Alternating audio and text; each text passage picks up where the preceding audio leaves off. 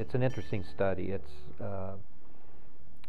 one of the first studies to use some of the modern tools of student learning to see if students are actually learning through their college careers and learning at a fairly high level,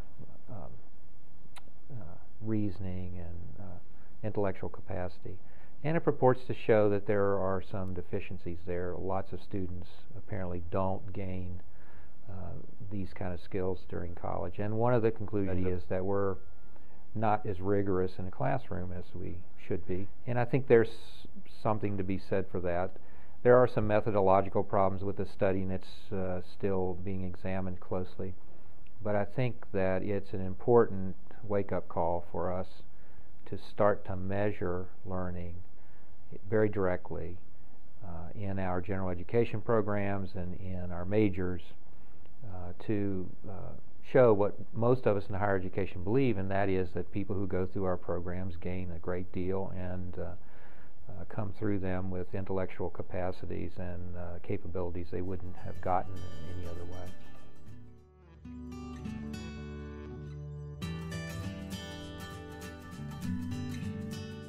My sense is that in universities I've worked in, Wichita State University, the courses that students take are very rigorous courses. They're well thought out. We have an excellent faculty.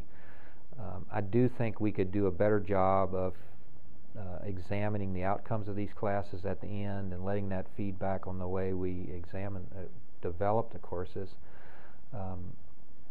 As an enterprise, higher education in America has always been known for its rigor.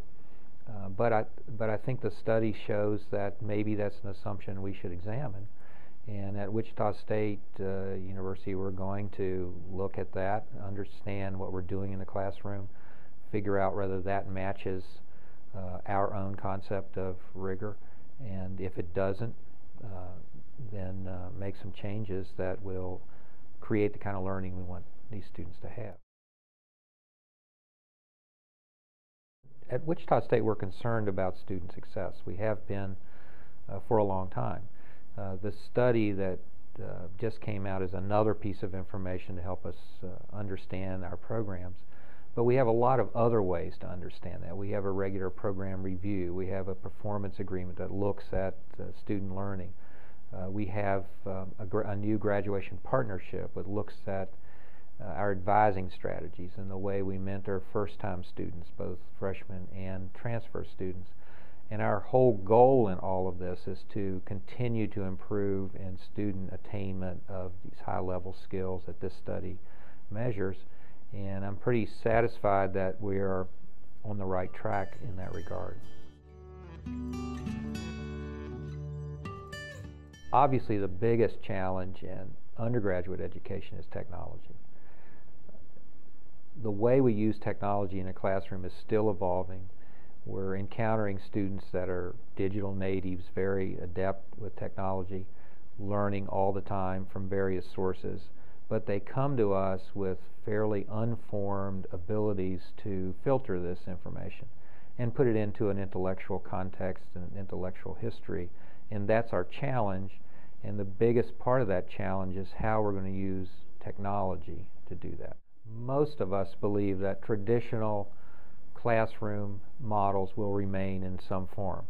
The challenge will be, and the opportunity is to modify them in a way that reaches these digital natives that we encounter today. I think it'll change the way it's changing in the entire enterprise of higher education. We're going to do a lot more learning outside the classroom. We're going to become much better at understanding when learning occurs and how we can measure it when it's outside the classroom. It's going to become a more collaborative process than it ever has been in higher education, and it will be mediated through technology.